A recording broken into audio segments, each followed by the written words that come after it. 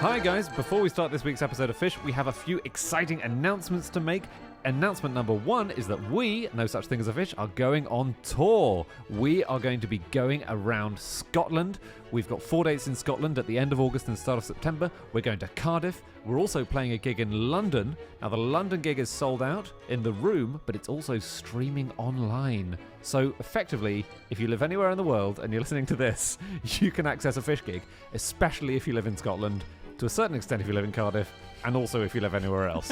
You can get a ticket by going to nosuchthingasafish.com/live. All the information is up there. Yes, it is. Information item number 2 is, if anything, even more exciting than that, because Chief Gnome, our big boss, the man who created us in our current form, Mr. John Lloyd, all-round comedy legend, he also has a live show. That is going to the Edinburgh Festival, and it looks to be absolutely fantastic. It's called Do You Know Who I Am? If you don't know who John Lloyd is, then I don't know where you've been, but he is the man behind all the great comedies, really, of the 80s and 90s, from Blackadder, Spitting Image, the news quiz, Not the 9 o'clock news, QI, obviously. Episode 17 of No Such Thing as a Fish. I think that's the one he's most proud of, yes. Yep. So the show format is you go, you ask him absolutely anything you want to ask him, from the meaning of life to his fingernail cutting regimen.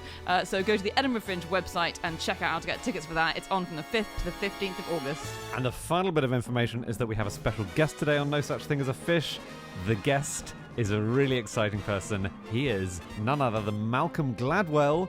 We're sure you've heard of Malcolm, and if not, maybe you've heard of the Time 100 Most Influential People list, which he's been on, which might well be a first for us. He's a brilliant writer and broadcaster. He's written fabulous books like The Tipping Point and Blink. He's got a new book out called The Bomber Mafia, and if you're a podcast listener, which you probably are listening to this, he also hosts the fabulous Revisionist History, which looks at overlooked and misunderstood things in that classic Gladwellian way. This was so much fun to record. We really hope you enjoy listening to it. Check out Malcolm's other things as above. Okay, on with the show. On with the podcast.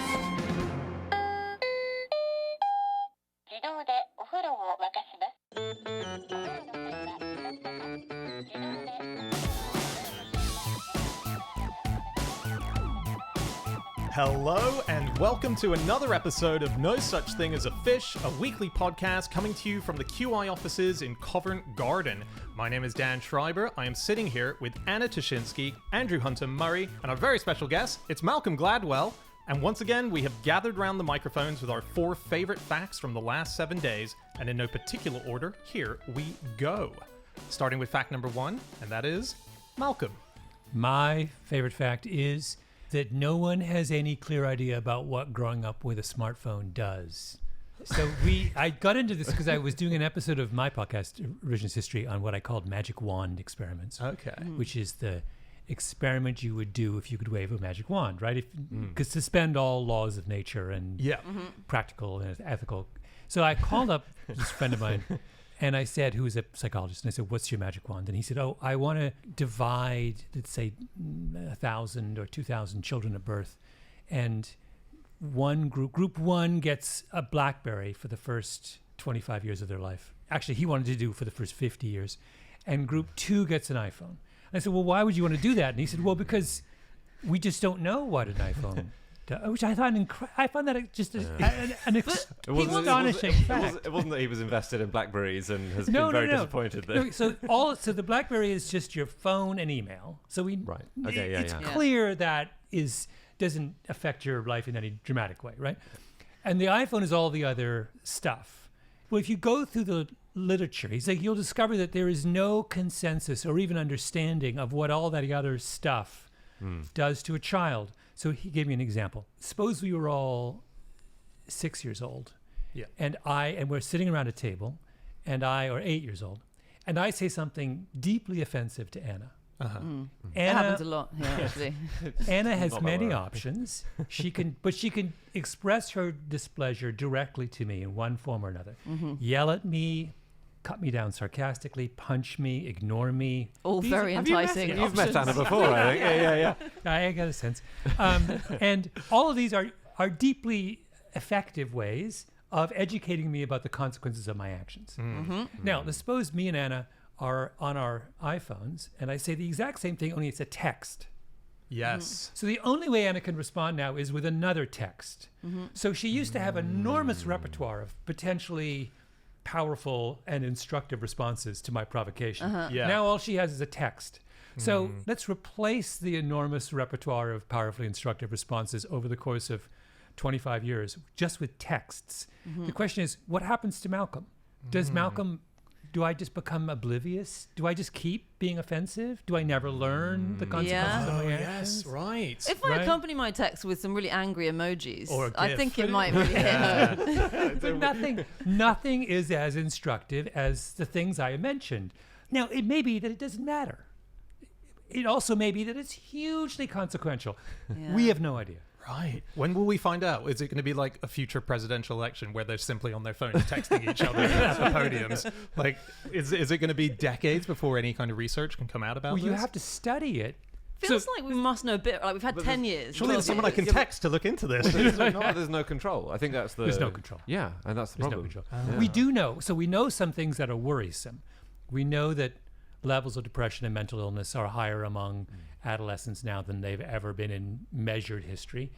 So is that something to do with technology? Maybe. We don't know. It certainly is a kind of prod to think that this might be Yeah. an important subject. It's Yeah. terrifying researching this fact. It is. It really is. And you know, the most telling thing, I suppose, so far is the response of Silicon Valley and basically all the people at the top of tech who now have turned against it and who discourage their children from having screen Yes. time. You know, and like the schools don't have iPads and exactly computers. Silicon Valley and, schools. Yeah, they all. So many of them regret doing what they did. I think the guy who invented infinite scroll, Asa Raskin, I think he says he regrets it more than anything else in his life. He said it led to dire consequences. Right. 'Cause What did he it's- invent, sorry? the infinite scroll. So before Oh, he got yeah. annoyed when he was about 22 at the fact on Google you have to click next page when you get to the bottom. Yeah. And he said, wouldn't it be great if you could just go on and on? And now he says he understands the importance of that stop. I've never considered that was the I was thinking when you said he invented it, I was thinking what came before infinite scroll, and of course that was it. It was Pages. pages. And Yeah. if you had Pages, to, that's so right. and I'm now wondering what my all-time record of how many tweets I have scrolled through at once is, because Yeah. there must have been a day where I did more than I scrolled through more than I'd ever done before.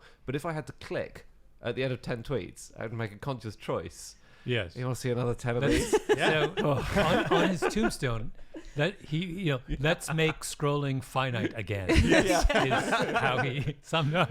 Is he just sick of talking about it? Because I think a lot of these people regret it just because everyone keeps requesting interviews about it. I spoke to a guy. There can't be that many interview requests for the guy who invented infinite scroll. I said, no offense to him. I mean, that's clearly a big invention, but you know, I bet it comes up the a lot inbox is more not than going to be full every day. It's how he's introduced. Does he? I wonder. Does he introduce himself like when he meets someone in a coffee shop? Infinite Yeah. as scroll the guy. infinite scroll guy. Yeah. He keeps talking until he stops. That's how he does. That's how he pays tribute to himself. Yeah. No, he compares it to, he says there's a study where people are given bowls of soup and told to eat as much as they want, and then some of the bowls refill constantly from underneath, and some of them don't, and they have to put refills in. And the people who have the bowls that refill constantly, the magic bowls, eat 70% more soup, and they don't even know that they've done it. So it's this like really subconscious addictive thing. Wow, I see. So he says it's like It's that. like the fairy tale, with the where you have what's that one where you have an infinite number of, you reach in the bag and there's always gold coins. That was presented to us as children as a kind of triumphant story. In fact, it's a tragic story. Yes, exactly. It is. Yeah, This it is- ruins This you. is the fairy tale version of Infinite Scroll. Yeah. That's true. Another of those guys, Justin Rosenstein, who helped invent the like button. And I only helped invent. I don't think he's the sole inventor, but he was part of the team in there. Yeah. He has now turned off all notifications on his phone. Because when you install a new app, it often comes with notifications included, doesn't it? And you have to go into the settings and then turn it off. And that. Yeah. Tim Harford wrote a column recently. He changed over his phone at some point, and all the notification settings were left on, and he got to live as if he had them on, all the way from buying the phone in the first place. And just a constant stream of notifications, jingles, bells, whistles, updates. Oh, what if every single Just one is every on? single app on his phone had the notifications now on. Yeah. And it was a constant Nightmare. noise. Yeah. You know what's really It was a nightmare. the other interesting thing you can do is turn off the color on your phone. Have you done this? No. Yeah, black and white. Yeah. Go black and white for a while. What? It's Yeah. a similar kind of detox. I've tried that. Yeah. God, that's great. It's very good. One thing I used to get, which I don't anymore, is that thing of phantom phone vibration. It's like phantom limb pain. Yeah, exactly, but it's phantom Have phone. you never had this? I've never heard this. This is the strangest. It's really. Wow, I've had really? it. You get the buzz. You think, oh great, finally, someone has texted me or needs me in some way. Andy's turned on every notification on his phone apps and still nothing. Just still dead. Yeah, no, it's a very strange sensation. Yeah. Well, if it's any consolation to anyone, there have obviously been kind of preliminary studies. It's hard to know that much at the moment, but this looked at data from 72,000 people between the ages of 10 and 80, and it asked them how much time they spent on social media. So this was like specifically about if social media makes you unhappy. And then it asked how satisfied they were with their lives, which I don't know how 10-year-olds answer that question, but they did. And it basically found that there was a Goldilocks effect. So most people, if they're using these things moderately, if they're using social media moderately, they're pretty much okay. People who are using it way, way, way too much, they're at the far end, that end, they tend to be, have much more anxiety, more unhappiness. But also, people who are at the other end, same thing. If people aren't really using social media at all, like me, in fact, that's why I'm so chronically depressed all the time, then they're also more likely to be unhappy, which makes sense. If you're in, Really? Well, if you're in your teenage years, then that's how all your friends are communicating. Then you're kind of excluded from it. There was a very good Washington Post piece about parents who restrict their kids from having phones. And it's a really weird piece because I think it's meant to be about how phones are bad for teenagers and it's great to restrict them. But all the kids interviewed say it's horrible. I can't communicate with my friends. I don't know what kind of plans they're making. There are a lot of conversations at school which spring from things that I don't know about because I'm not on any of the chats. I think I read the same piece. I think they were a bit more equivocal. They said they could see a couple of advantages to it as well. At the end of the piece, it rounded up with one of the girls saying, I guess it'll be okay. I won't regret it in the end. But you can't do it in isolation. Yeah. Right? So the real question is, if your entire school didn't have a phone, and your entire friend circle and your family, how would your life be different? Yeah. So you can't, but if you're turning these children who don't use their phones into pariahs, of course they have. Yeah, exactly. But it doesn't with a phone. Yeah. They would- I know. Well, we're trapped, aren't we? Until That's why my friend wanted to do this experiment. Yeah. He wanted to take entire towns and make them smartphone-free zones and see what happens. That's a fun idea. Yeah. If you're listening and you live in a small town or a village and you think you'd all be up for it, contact us. We'll pass it on to Malcolm. We'll pass it on to his friend, and we'll get it going. Okay. Well, I did find one other thing which I quite like. This is about injuries that mobile phone users suffer. This is actual, measurable physical harm suffered. Injuries experienced by mobile phone users due to their phones has soared over the last 20 years, obviously, because 20 years ago, people didn't have nearly as many phones. But between 1998 and 2017, apparently 76,000 Americans were injured in some way by their phones. 60% of younger people said they dropped their phone on their own face while lying down and looking at it. Oh yeah, that'll happen. Okay, two instant yeses. There we go. And the other thing is sometimes children will have a phone dropped on them by their parents. You could be injured by that. Yeah. How heavy are these phones? Well, I guess the child could be a small child, a big old 1980s style car phone. Yeah. It's a An recipe for entire car disaster.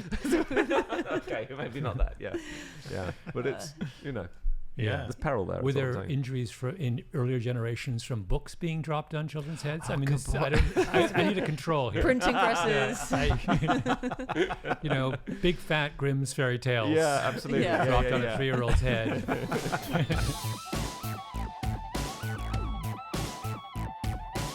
Stop the podcast. Stop the podcast. Hi everyone, this week we're sponsored by Squarespace. Yes, Squarespace is the all-in-one, completely everything included platform you need to start the website of your dreams. Yes, you might be selling something, you might be a content creator, I hate that phrase, but you might be creating content and you want to sell it to the world. Well, there is this thing called the internet. I don't know, are you on the internet, Anna? I've heard about it. I have read about it in the newspapers, yeah.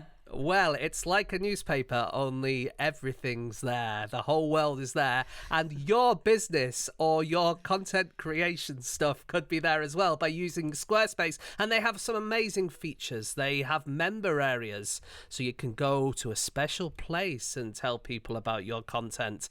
They have a video studio, so you can make pro-level videos with barely any effort.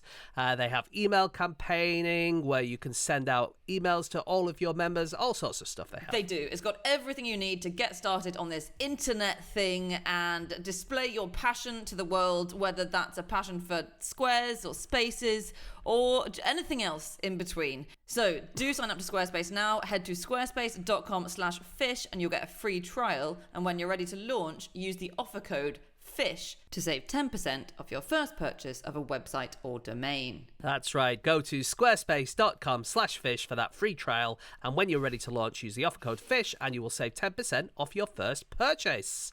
Okay, on with the podcast. On with the show.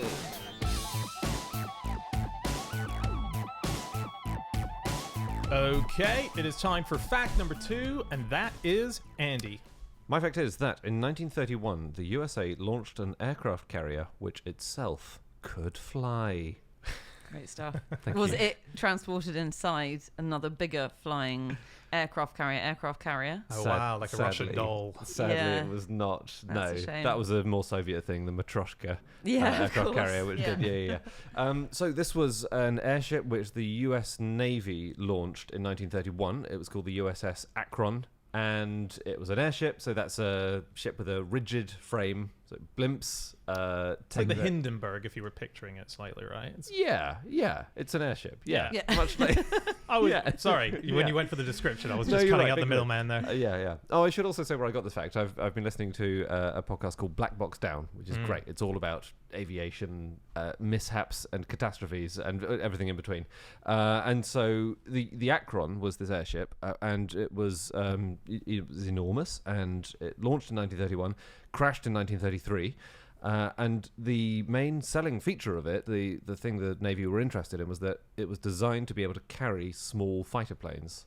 There were these planes called Sparrowhawks, which were, I think they were biplanes. But anyway, it could fit in at least 3 of them, and it was going to be redesigned so it could fit in 5. And the idea was that the USS Akron would fly overhead, lower a little hook from which the fighter plane is dangling, just retract the hook, plane flies off, and launches 3 of these planes, and then they fly back, snag onto the hook once again, and are Wow. retracted into the belly of the airship. Do you think you have to be really good at Amazing. those fairground games where you hook a duck onto Yes. onto I a imagine. stick? Yeah. It was quite a precise maneuver. Wait, did it work?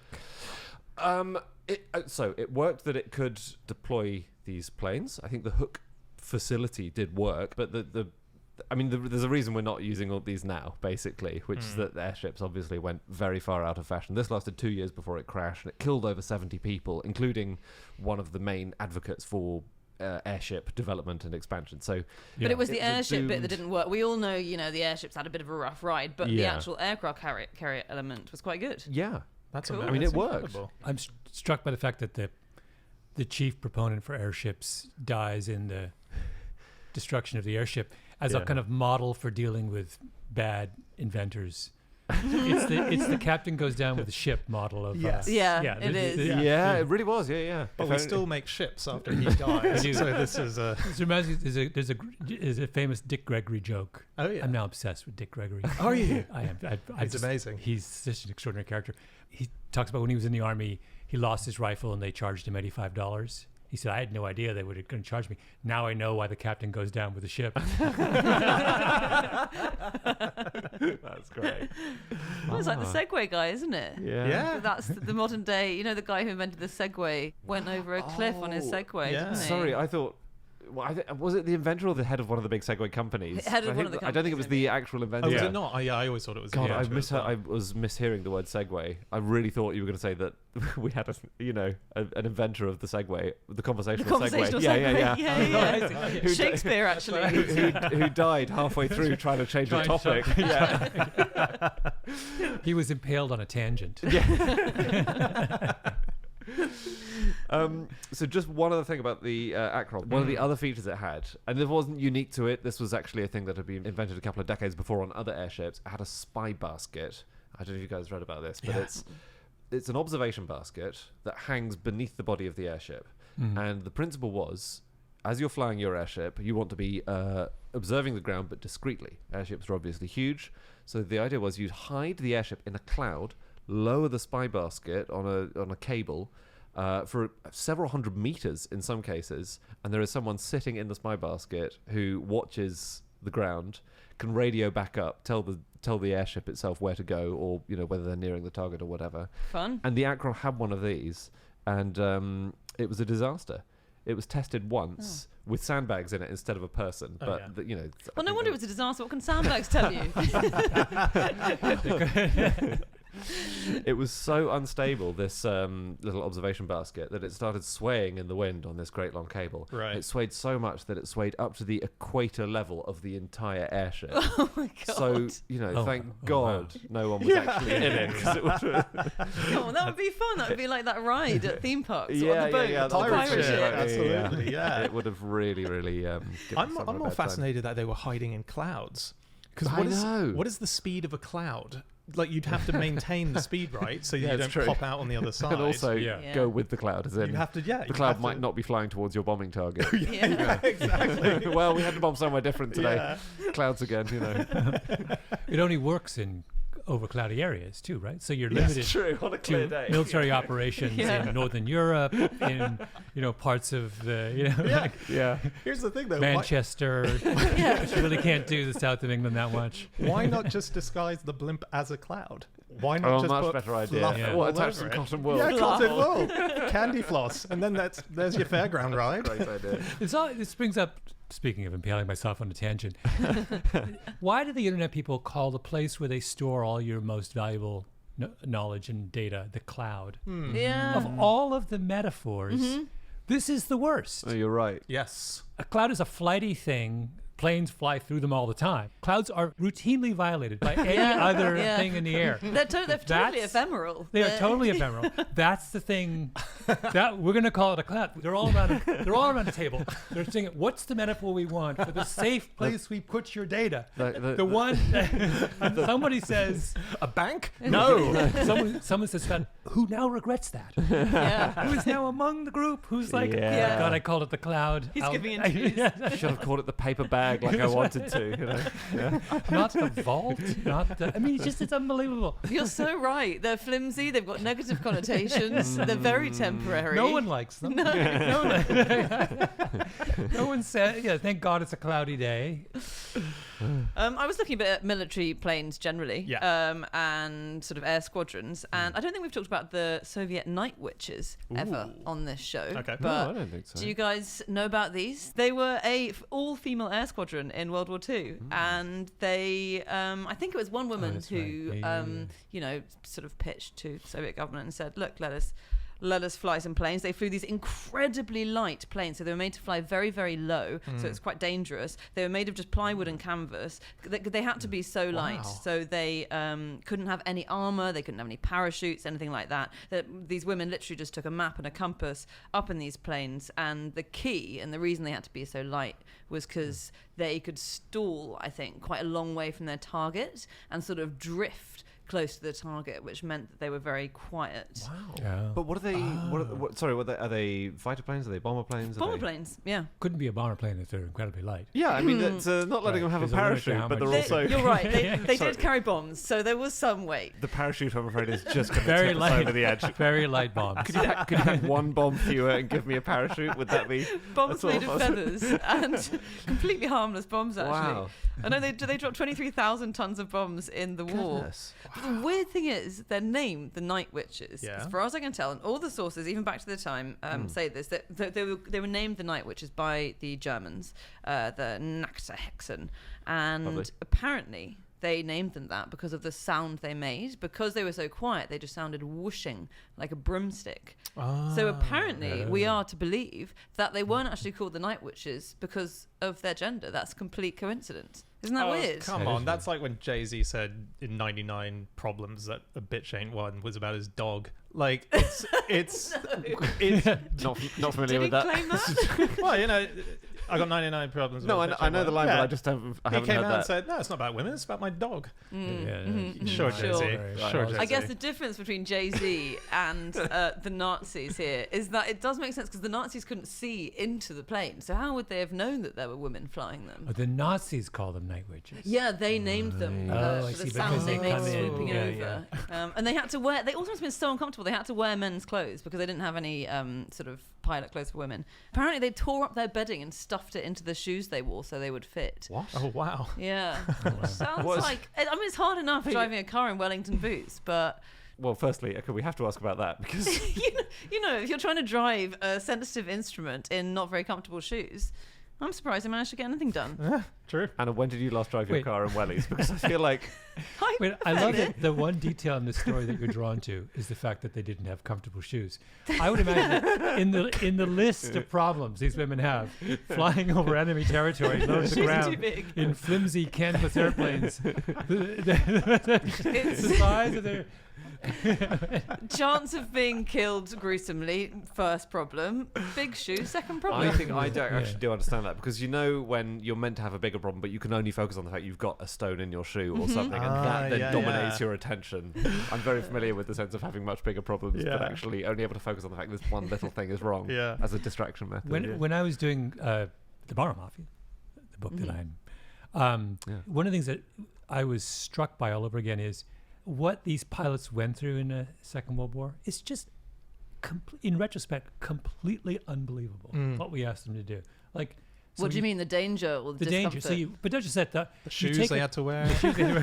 You take a 20-year-old kid, you put him through X number of months of training. You fly him over to, if he's an American, fly him over to Europe, and he goes on these missions where statistically the chance of you surviving your term, your tour, is zero. You know, they know the death rates, right? And you're up at 20,000 feet where it's freezing cold, and these planes are not pressurized or heated, or the bombardier is sitting in this little thing that's exposed to, and German fighters are coming at. I mean, it's just like that they all didn't have PTSD is astonishing to me. I mean, and then you do a 12-hour or whatever mission over Germany. You fly back to some freezing cold, unheated airbase in somewhere in the south of England. You get 4 hours of sleep, and then you do it again. Yeah. And you keep doing it for like weeks. I mean, it's just like, it's insane to me that this is what we ask these. I mean, maybe only a 20-year-old would put up with that kind of maybe that was the reason. But planes, the importance that planes had, particularly in World War II, is pretty staggering. So at one point during 1939 to 1945, Ally factories were building 633,000 aircraft in that time. So they were pumping them out at 288 aircraft per day. And this was a time where they were just trying to work out how do we come up with a new kind of plane that's going to just be the game changer in this war. So in this period as well, 250 new designs were all tested, built, and flown just to see whether or not they could get one over on the enemy. And it was one plane in particular, which was the P-51 Mustang, which was the absolute game changer during war. When that was designed and started flying, the Americans started flying that in over Germany. That was the moment where basically the Germans realized they were going to lose the war. Goering said himself, he said, when I saw the Mustangs over Berlin, I knew the jig was up. Goering he did not say the phrase, the jig was up. He didn't. He wouldn't have known the phrase, the jig is up. He did. He said, uh-oh, spaghetti-o. He really did. You have me going right until he said that. He had a quirky turn of phrase. Clearly. Speaking of Goering, in World War II, he's a Once rich again, mate. impaling ourselves on a tangent. If you had a quid for every time you'd said that, Anna. It's the only person I know about.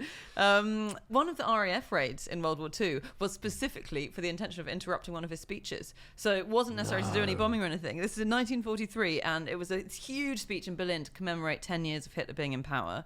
And Goering was going to make this big keynote speech. And the plan was to fly a bunch of mosquitoes through the clouds above, really, really near to their microphones, so that basically, while the speech was being broadcast, it would pick up the sound of the RAF sort of attacking the city. Oh, wow. That's kind of genius. It's clever, isn't it? And it works. So clever. Mosquitoes, unbelievable planes. We should say they were made of plywood, and they were made largely by carpenters in England. Yeah. They're That's actually what really- pissed him off so much. When this happened and they had to cut off his speech Yeah. because they thought this sounds really bad now. He's shouting over invasion. You know, he said something like, I can't believe this bloody Brits have got 7 carpenters and they've pieced these planes together out of some trees and we can't do anything like it with our...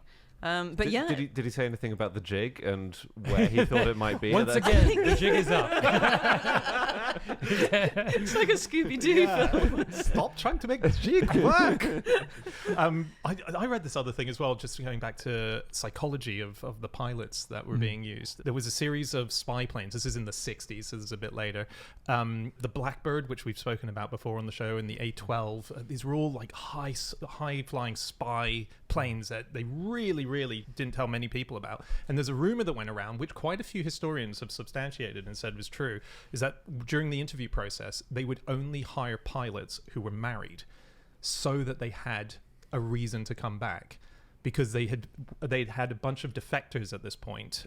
This is a very I love positive that attitude towards marriage that they've got. I was going to say, you could have easily spun it the other way. I was ready.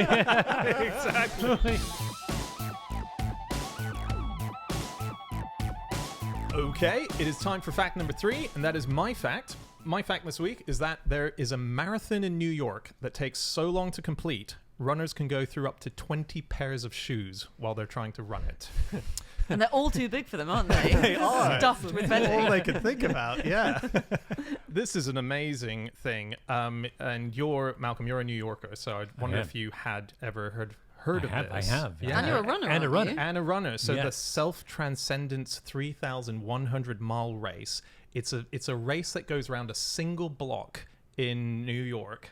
So in total, if you ran around this block distance, it's 0.54 miles, right? Okay. But to complete this marathon, you need to run around this block 5,649 times. You've got 52 days in which to complete it, and runners will start at 6 a.m. and they'll run all the way through to midnight. They'll do an average of 59 and a half kilometers per day. And if you manage to complete what is the longest certified marathon in the world, you get an amazing prize, which is usually either a DVD or a T-shirt. Sometimes a small trophy. What DVD? Depends on the movie.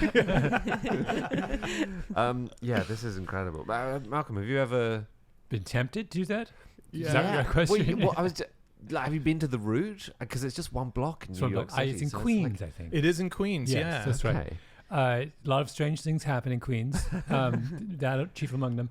It's lunacy, let's be clear. Yeah. Even the normal marathon is lunacy. Right. 'Cause Have you I've wa- never done a marathon. Have you done a marathon? I would never. before? It's nuts. I mean, there's no part of it. Some random Greek, thousands of years ago, completes this distance, dies at the end. And then so we've seized on this as the kind of ultimate running experience. Yeah. Yeah. It's just everything about marathoning strikes me. I mean, I'm a very, very serious runner, and I just find it incomprehensible that anyone other than a kind of elite runner would ever even attempt it. So when you say you're a serious runner, do you do short distance Yeah, I sprinting run runs? normal. I run, if I race, I run 5Ks or 10Ks or miles. Yeah. But the idea of going out there for hours on end, inevitably injuring myself while preparing Yeah. for it, Yeah. and sacrificing huge parts of my life so I can go for 20-mile runs on the weekend. It's just like Yeah. It's very interesting because I don't really run very much, but I do think of running as a progression towards the marathon, which I have stopped at a very early point in. As in, I'm not making any more progress towards a marathon in the distances I But run. you think of the marathon as the end goal? Sort of, theoretically. yeah. As in, you interesting. do a 5K and then you do a 10K run and then eventually you'll do a marathon. Yeah. Or you run 3,000 miles around a single block in New York, which is... It is insane. It's not like they shut it because I've been in New York when there's a marathon on, and obviously, like anywhere else, they shut the city roads down. They have all sorts of people cheering on the sides. These people just have to do it every just have day to do it. around New is York. someone checking them? I think so. I Yeah. think but it's a very low key. There's basically a trestle table where the race headquarters is. Yeah. And I think it's just a couple of people. I don't know if they check the actual laps or if But they're it lasts. tagged or. How long does it last? 52 days, so yeah, a couple of months. So someone has to sit there from 6 from first thing in the 6 to morning midnight. to midnight. Yeah. They're the real hero of the story. Yeah. They're the real hero of the story for they feel like, 52 How days. many pairs of trousers did they go through? Yeah. I bet they've watched that DVD a bunch in that time, right? I find that person more interested in the person doing the running. yeah. Who is this person who can be convinced to take that job? This is preposterous. You're right. Interview You're that absolutely guy. right. You're so right. Do they ask them whether they're happily married? This is an extension of the same. Only married men can take this job. You want to get away from your family for 52 days. It is. I think you need to you need an ultra running CV even to enter the race. Really? Yes. They don't just Yeah. take any schlub who turns up and says, I reckon I could do it.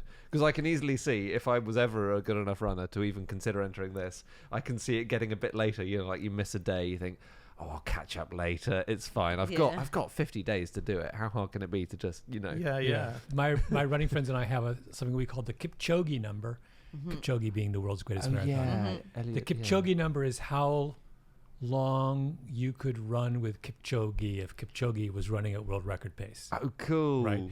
So everyone in the world has a Kipchoge number. Your Kipchoge number may be 2 feet, right? It's always the rule about Kipchoge numbers is they are shorter than you think. How long do you know what your Kipchoge number is? My Kipchoge number is if I'm very fit is probably 1,200 meters. That's pretty decent. good. I wish I had written this down related to this. So there's the 5K park run, which I think is 5K, Park run which is is a huge thing here. Many hundreds of thousands of people have done it now. And I think they looked at how many people over 5K in the park run at their pace would have beaten Kipchoge running his marathon pace. So he was running that speed for 26 miles, basically. Yeah, And exactly. okay. And I think it's like fewer than 100 people are over that amount, over that distance. And they're serious. You'd be very good to even keep up with Kipchoge. He's good. He's good. He's better than most of us. But it's this thing. It's not because I was watching the marathon yesterday at the World Championships. You see these guys on the television, and because they're all running at the same pace, there's an illusion that they're not running that fast. Right. Yeah. But you have to understand, like, if you actually see them in person, it is astonishing. So, they're running at 4:45 mile pace for 26 consecutive miles. Yeah. So all this is to say, I don't lack respect for the achievement. Yeah. I just think trying to do it is, Silly. if you're not Yeah. a serious professional, is I foolishness. do always find it amazing how many people they get to do the marathon each year. Yeah. There's so many thousands of people who are up for this. I know. Very difficult. Yeah. Very Degree difficult of thing. masochism, yeah. And probably not that good for you. It's weird. Again, it's like, I was talking earlier about the Goldilocks, like for social media, Yeah. moderate use is good. Similarly, studies seem to show that moderate exercise, very good for you, obviously. Extreme exercise, like ultramarathon running, doesn't seem to be that good for you. Doesn't really confirm any more health benefits Right. if you're running extremely long distances. And people do have these unbelievable hallucinations.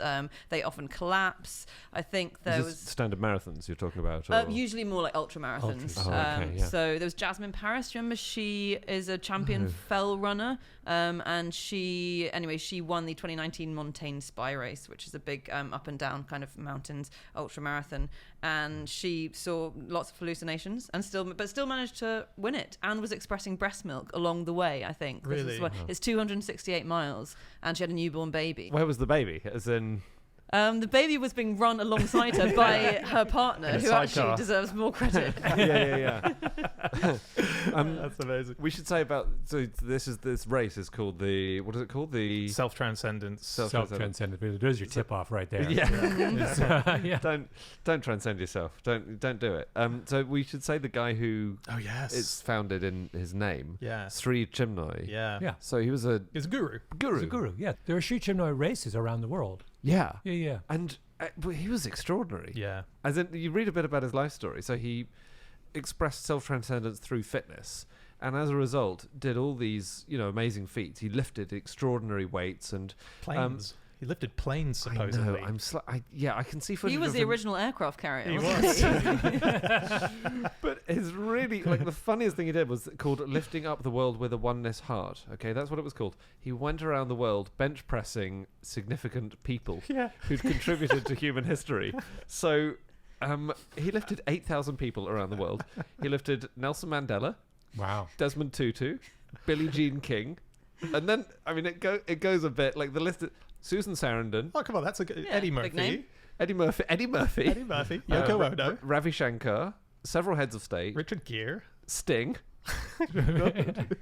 Jesse Jackson, he's a wrestler, former wrestler. Yeah. He's a biggie. Jeff Goldblum. Goldblum got a lift. Goldblum Wow. got a lift. As in, Wow. it just feels What like a weird thing to do. what a very Why? strange club of people to get together. But one time he lifted a Republican and a Democrat at the same time. No! Yeah, Oh, really? yeah, just to That- express peace. Yeah. that is actually Yeah. That's cross-party, Wait, cross-aisle where politics. was he from? Just, He was from India, I want to say. I think he was. Yeah, he worked for the Indian consulate certainly Oh, I when he see. was, and that's why he moved to America. So he moved Yeah. there in 1964, and yeah, he was just an extraordinary, as you say, kind of fitness character with a huge fan base.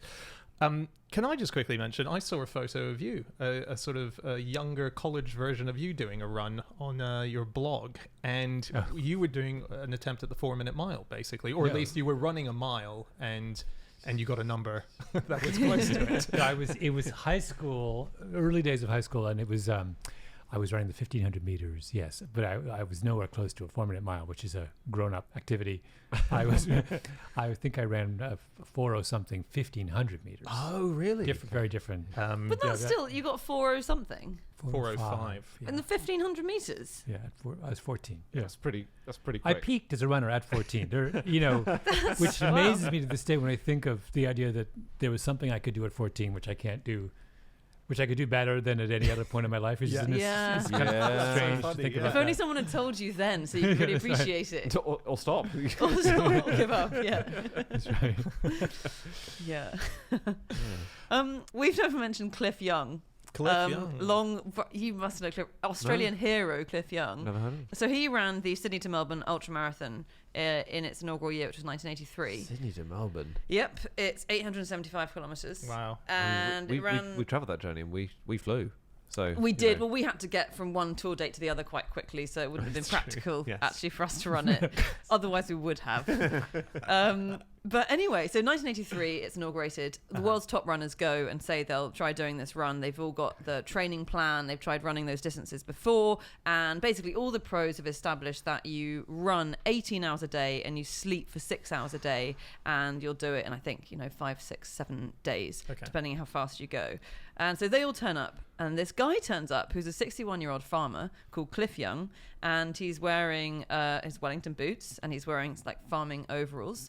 And just before he starts, he puts on the first ever pair of running shoes he's ever owned. Okay. And he took out his teeth because Stop it. they rattled when he ran. So this is so Australian right now. Does he- And he put on his hat with the cork hanging down from it. Yeah. And he started, he started shuffling along incredibly slowly. And everyone left him in Yeah. their dust completely, super slowly. But he didn't sleep. And he had a different strategy. He was a sheep farmer and he had 2,000 acres of land. Yeah. And he used to have to run across this land for days on end sometimes, herding the sheep, chasing the sheep. And he thought, well, I don't need to sleep. When I run that 3-4 days, I don't sleep. I'm just going to not sleep.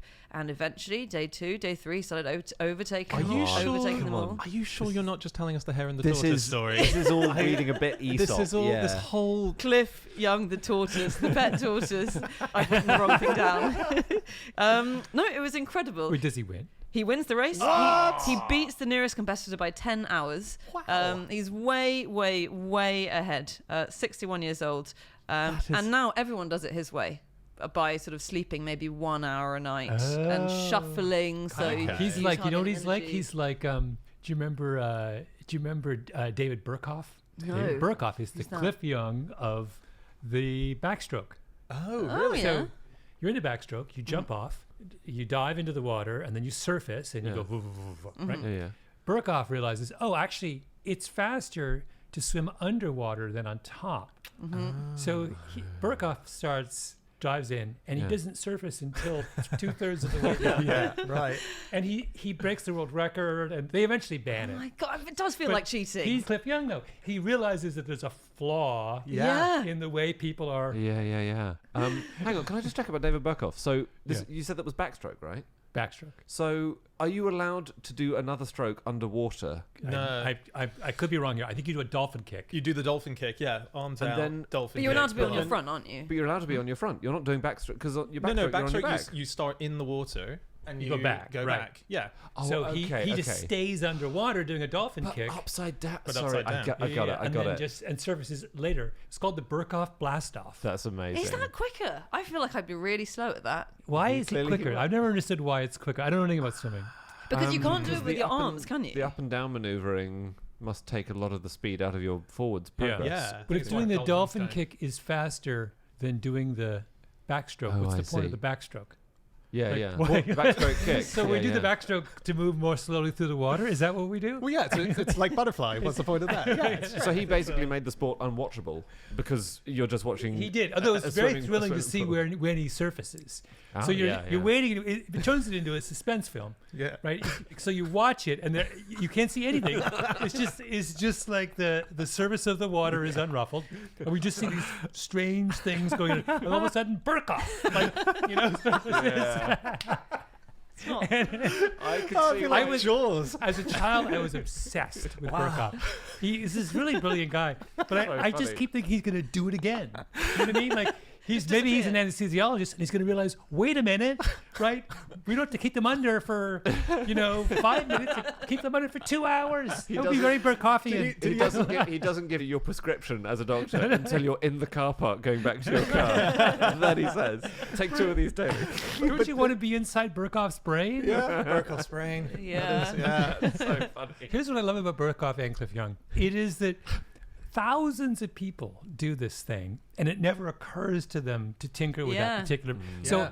on the Ultramarathon, they're doing everything in their power to compete and train and blah, blah, blah. It never occurs to them, oh, what if I just slept I know, less, it's amazing, right? isn't it? They're all like in lockstep. Do they wake each other up before Cliff Young came along? It's like, ready to go now. Like, you Yeah, forget that yeah. they're in a race. In a race, yeah. It's just, it seems crazy. Yeah. I know, it makes you think how many things are we taking for granted where we could be smashing it in life because there's an obvious loophole. God, what You a know. point. What a terrifying point. I could be way better at podcasting if I never slept, for instance. For instance. Yeah. Yeah. Maybe. Or worse.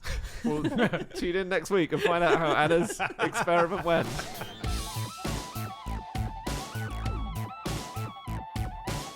Stop the podcast. Stop the podcast. Good day, everybody. Just wanted to let you know that we're sponsored today by Beer 52.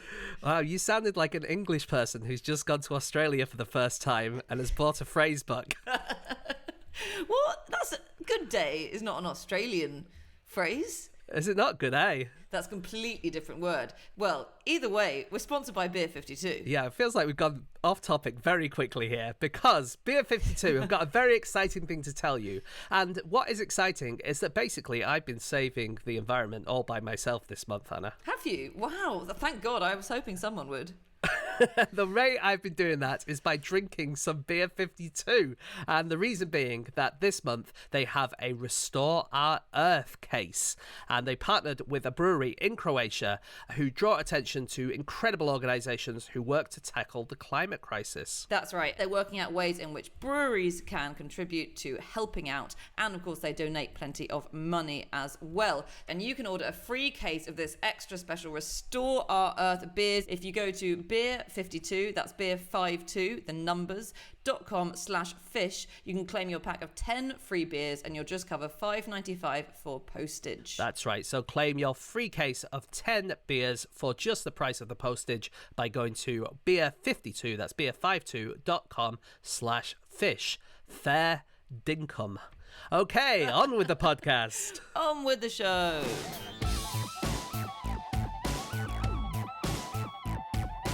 Okay, it is time for our final fact of the show, and that is Anna. My fact this week is that given the choice, most people would prefer to win $10 million rather than $100 billion. Right? And so let's see here, guys. I'm going to ask you all. Yeah. This was a University of Bath research, and it's published in Nature, and it asked 8,000 people across 33 countries, so it's quite comprehensive. And basically it said, imagine your ideal life, and then consider how much money you want to lead that ideal life. And then you've got a lottery that you can enter. And You're going to win it. You've got a bunch of lotteries, and you're probably going to win it. And you've either got a lottery where the jackpot is $10,000, so it's all American dollars, but they adjusted it for currencies in the countries. $10,000, and then it increased by multiples of 10. Okay. So you can win 10,000, 100,000, million, 10 million, and the highest was 100 billion.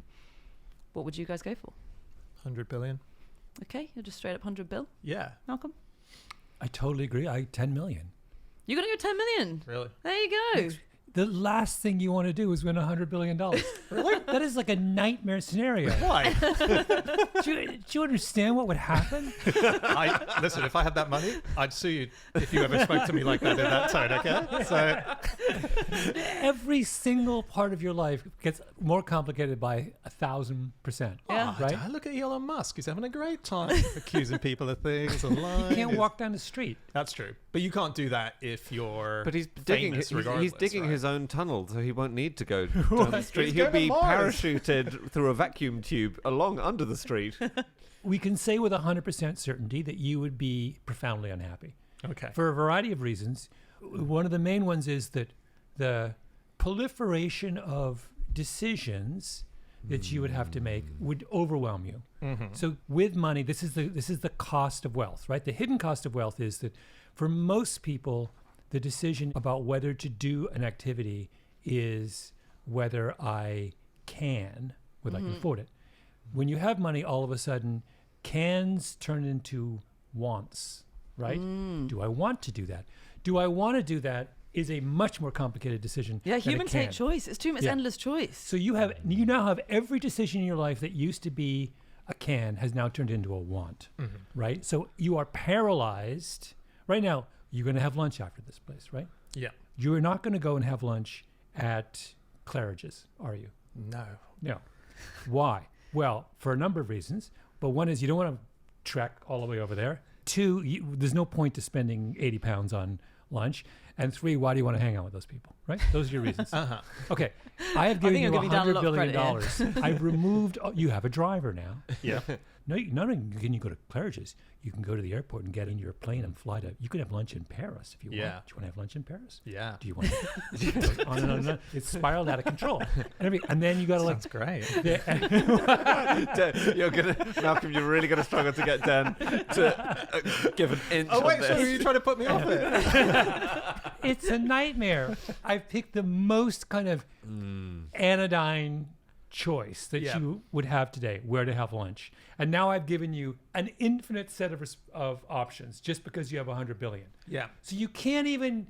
Lunch has now become a cognitive burden of the size. No, but we even talked. There's a million other things that are going to happen today. That we even talked about. You're frozen. Every single one of them has now been multiplied times 1,000. But I just want to use it specifically for eBay auctions where I can just make sure I set the limit at 100 billion and never lose my auction. The size of the Dick Gregory memorabilia market is going to go wildly out of proportion. If you collect, say, do you like to collect things? Yes, I do. Oh, God. I have now removed 100% of the joy of collecting things. Yeah. There's no longer any constraint. That's a really good point. You no longer have to make any decision. You can just buy everything. Yeah. Oh my Yes. God, you wouldn't treasure any of all that crap you have that no sane person would treasure anyway. You wouldn't, because you could buy infinite quantities of it. No, but it is really interesting. What It's would like, you do, Andy, sorry, since we got the others? Can I split the difference and go 100 million? That's very unusual. So, interestingly, really? in this study, it really peaks at 10 million. So, most people ask for 10 million or below. There are some countries, like I think Russia and India, where the majority choose $1 million or less.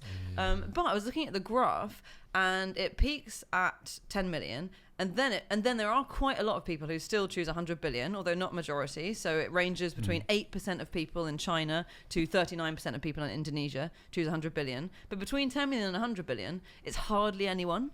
I guess because 10 million seems to me like Malcolm saying, like a kind of reasonable amount where you could live a really nice have an life. incredible house and travel and see the world. And Yeah. Yeah. Whereas, and actually, 100 million is a life deforming, like a substantially deforming You amount would of lose money. all of your friends at 100 billion too. Yeah, You know that. yeah.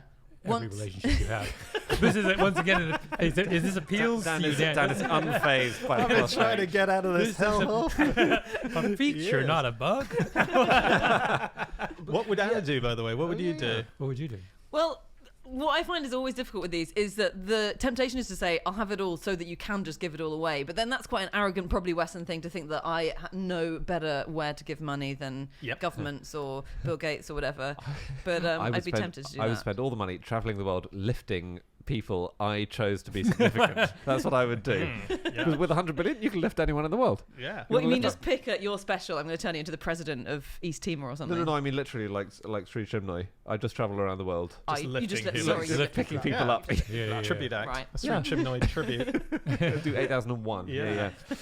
It's lots of studies about the psychology of wealth, and so one of them, which I quite liked, is would you go public if you won the lottery? Yeah. Mm-hmm. And again, I think I know what you're going to say, Malcolm. Disaster. Yeah, disaster. Absolutely. Well, public opinion is definitely in chime with that. Only 2% of people say they would make public, you know, the fact they'd won. But invariably, here's the problem: you can't not go public because every one of your choices is conspicuous at 100 billion, right? So something would be idling downstairs, right, with a driver. There's no. You're not taking the tube with 100 billion down. You have not. This is driving me nuts. You have not confronted the lunacy of your position yet. You're not even here. Wait, let me ask you a question. Yeah. Are you enjoying this right now? I love this. Yeah. You enjoy your job. Yeah. And you've enjoyed this afternoon, this taping session. Yeah. I mean, You've this bit's enjoyed getting a bit intense. You've but enjoyed it. And have you enjoyed your cup of coffee? I did. Yeah. It was Okay. really nice. All of that's gone. Why? You have $100 billion. You don't do this job anymore. What Are am you I kidding doing? me? Dan is going to be Dan is in the 59% of people, right? 2% said they go public. 59% of people said they would remain anonymous and not even tell their friends. And Dan thinks he's in this group of people. Who, I'm going to turn next time I turn up outside Dan's house. There's a gold-plated Maserati outside, which Dan denies anything to do with him. I'm just good at saving. Neighbor. I would hire a replacement me to just take over this life, be the Dan Schreiber, and I would go be Mr. Billionaire. We should definitely do that. Yeah. Sorry, I didn't realize that was an Yeah. option. We've neglected the single biggest drawback to having 100 billion, and that is you have to hang out with other billionaires. Oh my God! There's no way you have to. No, that's true. is a That's night- true. That is a nightmare. That is a Yeah, nightmare. they're the only ones who understand you, I suppose. So yeah. There's one county, I believe it's in Wyoming or Montana, which has more billionaires than any other, Oh, wow. where they all live. Okay. And they all have their personal offices there, which are their charities. No one else can afford to live there, right? Because they've priced out everyone who serves the billionaire. Yeah. So everyone who has to serve the billionaire has to drive like massive distances to this one county. And they all have these charitable offices. But of course, who are you spending your charitable dollars on if there's only billionaires, right? In the Yes. town, right? Yeah. It's this sort of endless, it's this absurd existence that they live in this one. And that's where that's where we'll find you.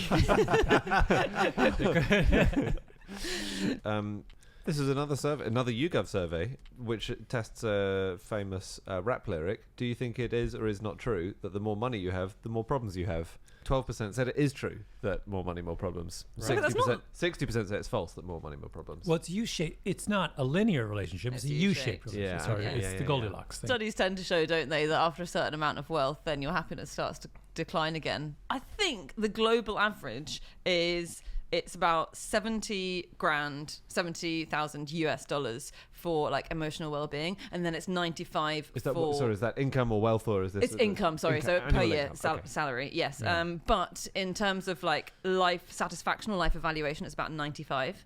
So people feel prouder, I suppose, if they earn a little bit more, even though they'll be happy day to day with a bit less. So what do you want? Do you want to be proud of how much you earn, or do you want to live a nice life? But either way, it's not very bad. Dan, you know what Dan's going to answer For the every listener, single time. Malcolm is just staring me down, waiting for my answer. You poor misguided fool. There was a really fun study done by a guy called Paul Piff, who looks into the effects of wealth on people and looks into how it actually kind of makes us meaner if we get richer. He sent researchers to hide in a bush in California and look at cars that went by and then judge how expensive they are.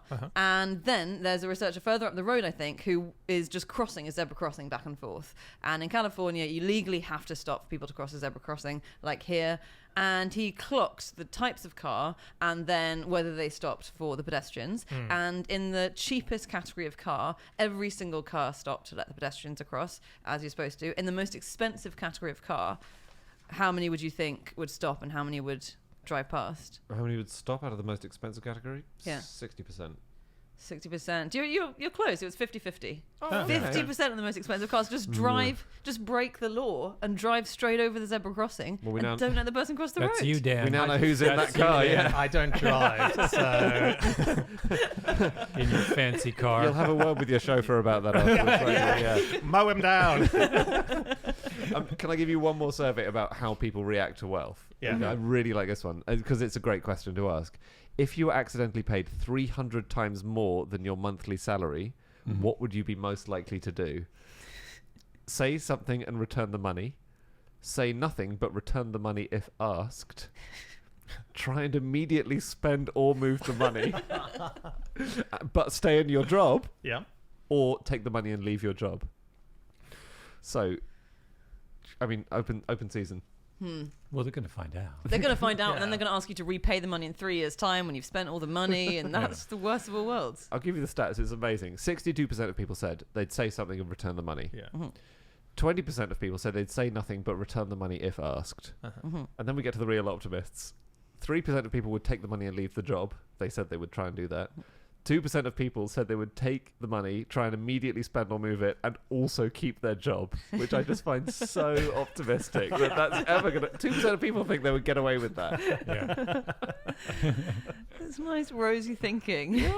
Yeah. The worst spy in American history was Aldrich Ames, CIA agent, who intelligence officer, who gave away the store to the Soviets, really? everything. So, when you say worst spy, you mean most effective? He did the most damage Right, to American right. interests, who was paid all this money. He worked for the Soviets for like 10 years.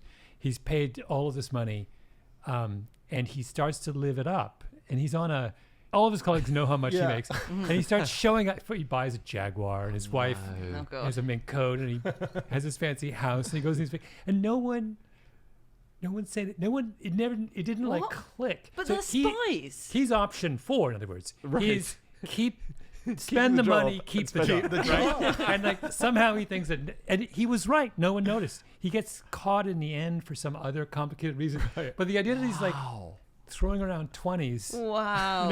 That's so funny. And no one notices for years. It gets ever more extravagant.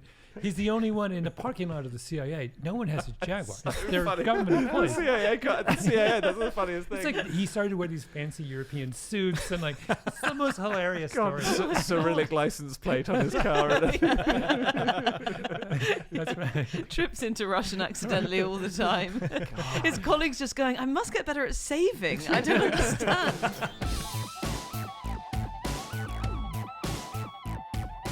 Okay, that's it. That is all of our facts. Thank you so much for listening. If you'd like to get in contact with any of us about the things that we've said over the course of this podcast, we can be found on our Twitter accounts. I'm on @Schreiberland. Andy? At Andrew Hunter M. Malcolm, are you on social media? I am. I'm.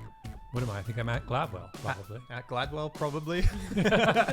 And Ada, we've already established that you don't even know what it is.